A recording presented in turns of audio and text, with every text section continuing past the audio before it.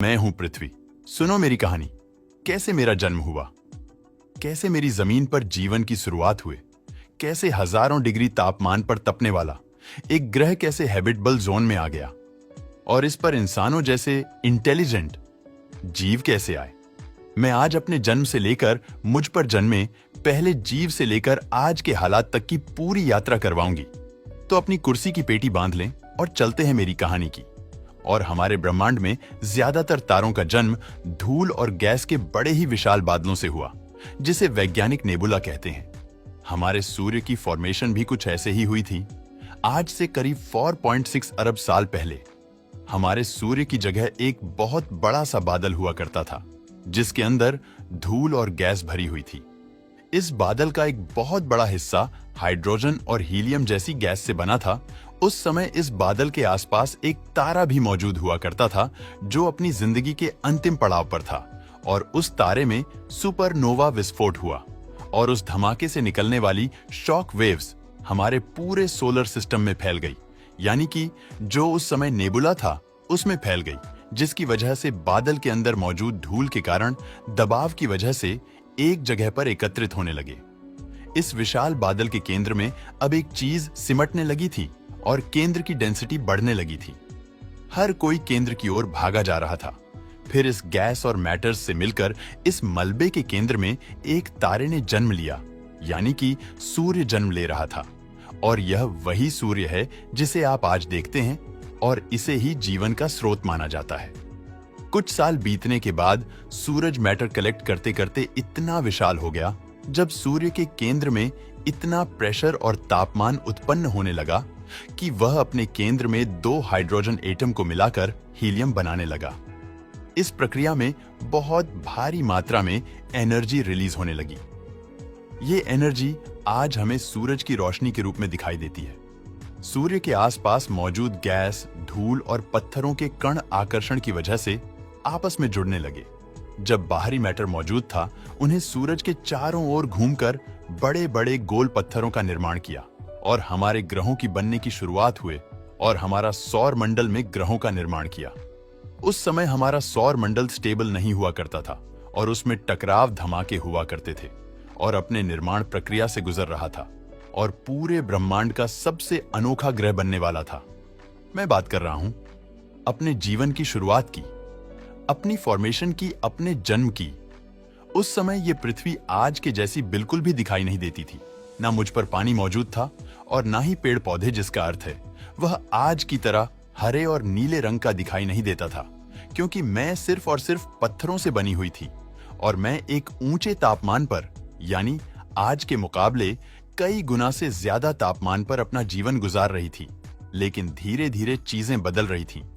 मेरा तापमान नीचे गिर रहा था, लेकिन तभी मंगल और पृथ्वी के बीच में मौजूद एक छोटा सा ग्रह बड़ी तेजी से मेरी ओर बढ़ने लगा। और आज से करीब 4.5 अरब साल पहले थिया नाम का ग्रह मुझसे टकराया। यह मेरे जीवन के इतिहास में सबसे बड़ा धमाका था। यह ग्रह मुझसे इतनी तेजी से टकराया कि हम दोनों एक दूसरे में समा गए। इस टक्कर से बहुत सारा मटेरियल बाहर निकलकर अंतरिक्ष में चला गया और मेरे ऑर्बिट में चक्कर लगाने लगा। इस धमाके के बाद हमारी पृथ्वी का तापमान बड़े लंबे समय के लिए बहुत गर्म रहा। उस समय मुझ पर नरक जैसी स्थिति बनी हुई थी। लेकिन मेरे ऑर्बिट में घूम रहे उस मलबे ने इकट्ठा होकर एक और चीज का निर्माण किया। वो चीज कोई और नहीं बल्कि हमारा प्रिय चांद है। चांद भले ही दिखने में बड़ा सुंदर लगता हो, लेकिन उसकी फॉर्मेशन एक बड़ी तबाही से हुई थी। हालांकि कुछ समय के लिए उसने मुझे उथल पुथल कर दिया था, परंतु चांद को देखकर मुझे थोड़ी प्रसन्नता हुई। यह बात सच है कि इससे मुझे बहुत ज्यादा नुकसान हुआ था, लेकिन आगे चलकर यही नुकसान बहुत ज्यादा खास साबित होने वाला था। धीरे धीरे मुझ पर मौजूद गर्मी खत्म होने लगी और मेरा तापमान वापस से नॉर्मल होने लगा। वहीं अब मेरे चारों ओर चक्कर लगाने वाला चांद भी पूरी तरह से कंप्लीट हो चुका था। मैंने अपने आप को अच्छी तरीके से स्टेबल करने के लिए मेरे अंदर जितनी भी भारी चीजें थीं, उनको धीरे धीरे अपने सेंटर की ओर सेटल कर दिया। वहीं अब मेरे अंदर मौजूद हल्के एलिमेंट्स से मैंने बाहरी सतह की ओर रखे, और इस तरह से पूरी तरह से मेरा स्ट्रक्चर डेवलप हो चुका था। सब कुछ बिल्कुल सही जा रहा था। लेकिन कुछ अरब सालों में मुझ पर एक बहुत बड़ा प्रलय आने वाला था। हमारा सौर मंडल अभी भी नया था और इसमें से बहुत सारे पत्थर मौजूद थे जो सौर मंडल में घूम रहे थे, जो आज से करीब 3.9 साल पहले मुझ पर ऐसे ही बहुत सारे पत्थरों की बारिश हुई। इस घटना ने मुझे पूरी तरह से बदल कर रख दिया। मुझ पर गिरने वाले पत्थर बहुत ही विशाल थे और यह मुख्यतः बर्फ के बने हुए थे। जैसे ही ये पत्थर मुझसे आके टकराए, इनमें मौजूद सारी बर्फ पिघलने लगी और ज्यादा तापमान होने की वजह से भाप में बदलने लगी। इस भाप ने मेरे वायुमंडल को पूरी तरह से ढक लिया और फिर शुरुआत हुई एक बहुत ही भारी बारिश की, जो आगे कई लाख सालों तक चलती रही।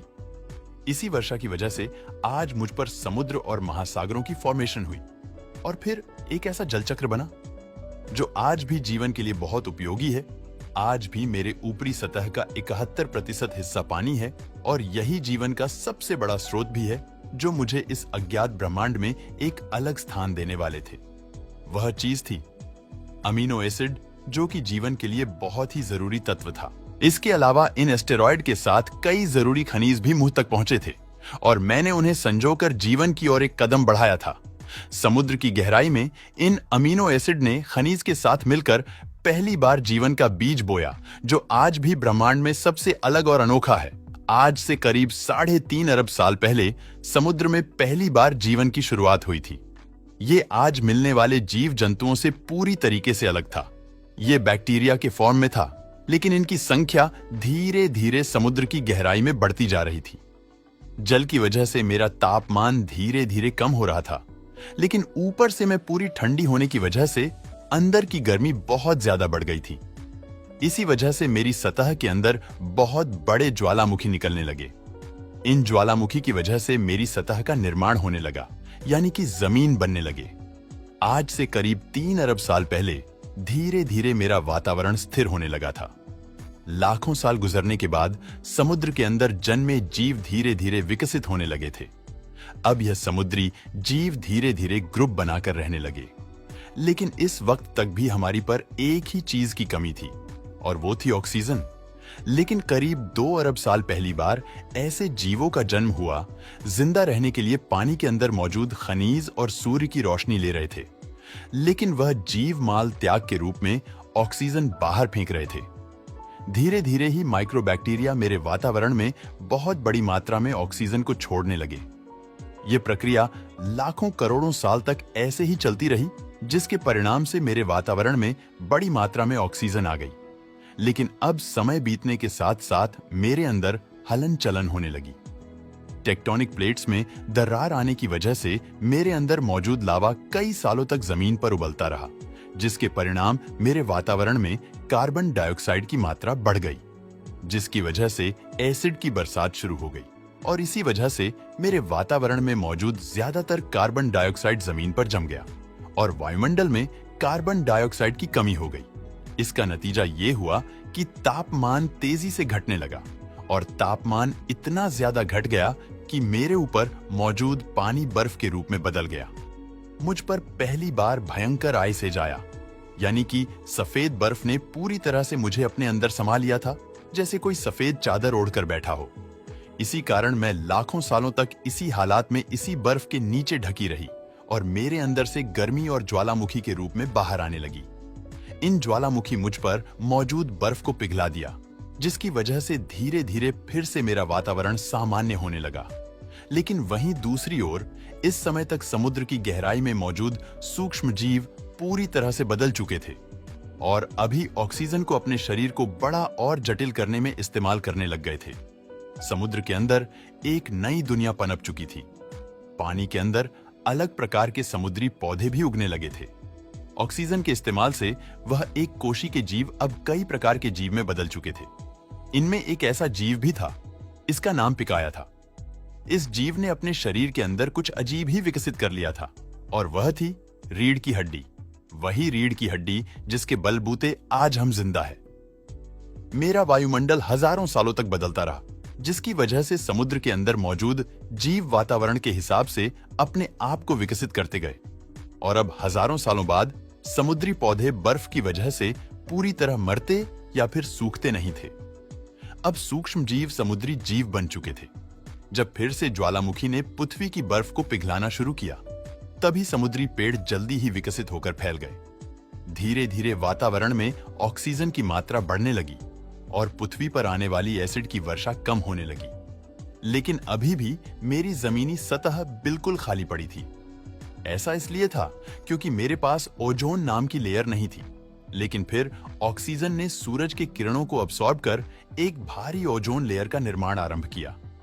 फिर आज से करोड़ों साल पहले मुझ पर बहुत कुछ बदल चुका था।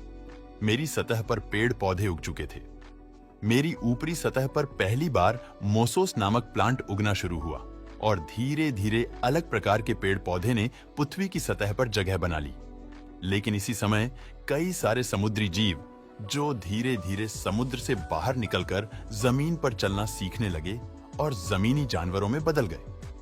एक समय ऐसा आया जब इन्हीं में से एक कॉम्प्लेक्स जीव ने समुद्र से बाहर निकलकर जमीन पर कदम रखा और वहां पर जीना सीख लिया। करोड़ों सालों के विकास के बाद यह जानवर पूरी तरह से जमीन पर रहने के लायक बन चुके थे। मेरी ज्यादातर जमीन एक जगह पर इकट्ठा हो चुकी थी, जिसे आज हम पैंजिया महाद्वीप के नाम से जानते हैं। मेरा तापमान और वातावरण बिल्कुल स्थिर हो चुका था। अब समुद्री जीव वातावरण के हिसाब से उनके शरीर का रंग रूप बदल रहा था। यही जीव आगे चलकर डायनासोर में परिवर्तित हो रहे थे और इन डायनासोर ने पेड़ पौधे खाने शुरू कर दिए। उनका शरीर लंबा और विशाल हो गया। कुछ डायनासोर शिकार किया करते थे, जिस कारण वह छोटे और काफी आक्रामक होते चले गए। लेकिन फिर से मेरा वातावरण बदलने लगा। एक बार फिर से ज्वालामुखी के रूप में बाहर निकलने लगी और इसी वजह से तापमान बहुत ज्यादा बढ़ गया, जिसने पृथ्वी पर अकाल की स्थिति पैदा कर दी। और इस अकाल ने मुझ पर मौजूद 90% पेड़ पौधों और जीव जंतु को खत्म कर दिया। कुछ प्रतिशत ये जीव इस अकाल में जिंदा बच पाए थे, जिन्होंने अपने आप को बचाने के लिए जमीन के अंदर रहना शुरू कर दिया था। लेकिन फिर कुछ हजारों सालों के बाद मेरा वातावरण सामान्य होने लगा। मेरी ज्यादातर जमीन एक ही जगह इकट्ठी होने की वजह से जमीन बंजर और रेगिस्तान हो चुकी थी, मगर अब फिर से मुझ पर हरियाली पड़ने लगी। ज्यादातर जंगल समुद्र के करीब हुआ करते थे, वही हरियाली बहुत ज्यादा बढ़ गई और अब जो कुछ प्रतिशत जानवर उस अकाल में बच गए थे, उन्होंने बड़े बड़े डायनासोर का रूप धारण कर लिया था।